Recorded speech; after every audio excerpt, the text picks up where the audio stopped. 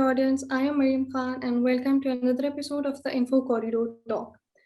On 7th of April, a statement by 7th Fleet said that the United States ship John Paul Jones have asserted navigational rights and freedom inside the Indian's exclusive economic zone, consistent with the international law without prior Indian consent.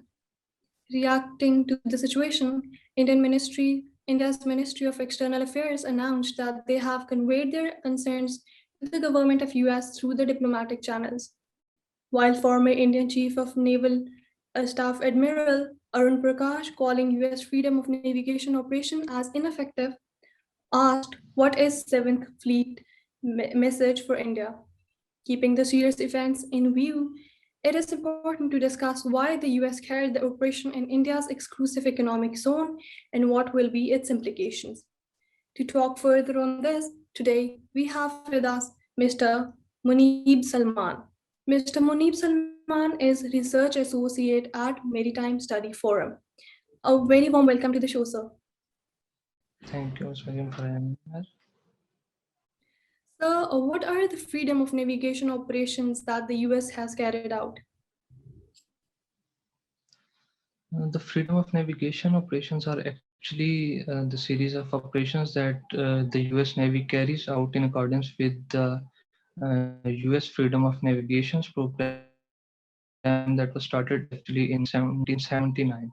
So this is not something new, even though it came into popularity after US started conducting freedom of navigation operations in the South China Sea because of the disputed nature of the South China Sea after various contesting claims in the region.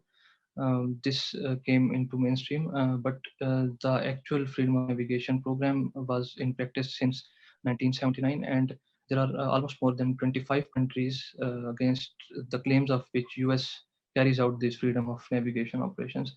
The purpose, according to the United States Department of Defense, is that the freedom of navigation operations are US Navy's operations that are carried out to ascertain that are to um, express US commitment to international law, the law of seas.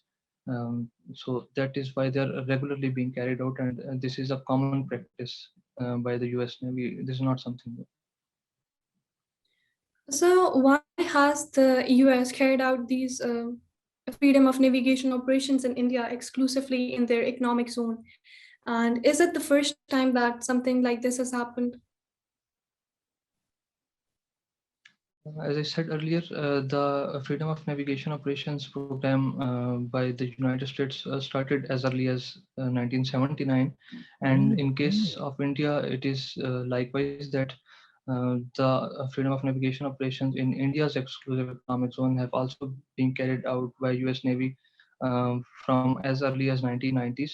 And this was actually around at least there have been seven earlier operations of such nature in the Indian exclusive economic zone. The statement that the US 7th Fleet also passed was that they carry out these exercises because India requires, under their own domestic interpretation of law of seas, that any foreign military vessel that is maneuvering or carrying out exercises in India's exclusive economic zone needs to have prior permission or at least inform Indian authorities and that they are going to carry out military exercises in India's exclusive economic zone. Even though, according to United States, there is no such provision in the law of seas for that. So, in order to assert that navigational right, the right to free passage from exclusive economic zone and a right to carry out military exercises in exclusive economic zone, the US Navy carried out these exercises. And this is not the first time that the US Navy has carried out these exercises in India's exclusive economic zone. So, sir, what is the significance of this event, and how will the Indian reaction affect the situation in it? Yes, what makes this event or this series of events significant is actually the Indian reaction to it, because this is obviously not the first time that it is happening so, and Interestingly enough, on the same day, on 7th April, when the United States 7th Fleet announced this operation, on the same day, they also announced a similar freedom of navigation operation in exclusive economic zone of Maldives. But no such reaction came from Maldives. However, from Indian side, there was a calculated reaction from Ministry of External Affairs, as you have mentioned earlier as well. But a sharper reaction came from Indian media and from former Chief of Naval Staff of Indian Navy, Admiral Arun Prakash, and even from many political leaders. This has to do with how India sees its own position in the region at large, because India aspires its own position to be a net security provider in the region. This freedom of navigation operation actually, at one place, it is a reassertion by US, and this is being carried out by ever since Biden administration came into office. Um, Before that, this announcing their freedom of navigation operations was not a standard practice by the U.S. Navy. Uh, they would just announce in annual reports that they have carried out freedom of navigation operations against such and such nations. But this time it came in form of a press release, and this is something that has uh, particularly disturbed and ignited reaction from Indian media. But this again came into practice ever since Biden administration has came into office. This was not exclusively for India. This happened for Maldives on the same day, and earlier India had also announced its US has also announced its freedom of navigation operations in South Korea, Japan, and elsewhere. This is now an increasingly standard practice by the US Navy. But Indian response to it was obviously because they felt their own position to be deteriorating because of the announcement of this operation, and this was something that had evoked the response from Indian media.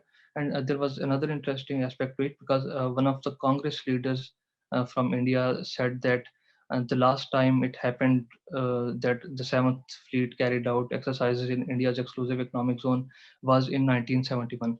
Even though, as I said earlier, this is false.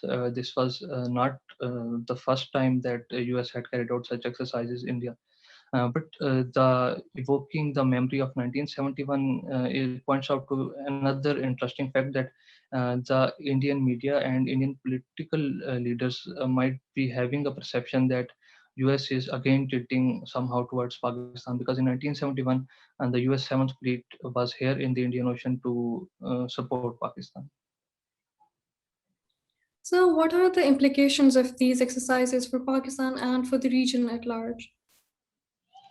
Yes, the implications of this operation and its consequent reaction by India, these implications come in continuity. As I said earlier, first of all, it hurts India's position and India's claim as a net security provider in the region.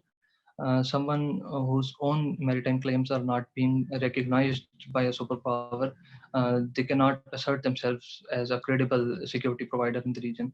The second implication, particularly in India-Pakistan relations, is, as I have also mentioned, that it could show a US once again tilting towards Pakistan, because in last few years we had seen US tilting too much towards India, but as India-Pakistan rapprochement is slowly coming back into place, there could quite possibly be this could possibly be one of the reasons.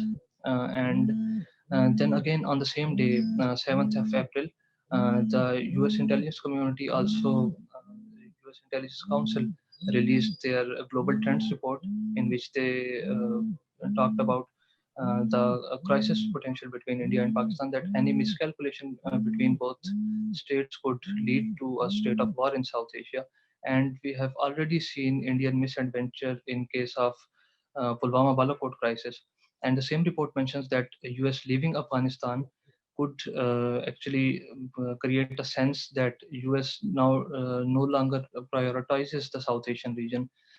This could again encourage the misadventurous India to trigger another crisis in the region as it did earlier in case of Pulwama.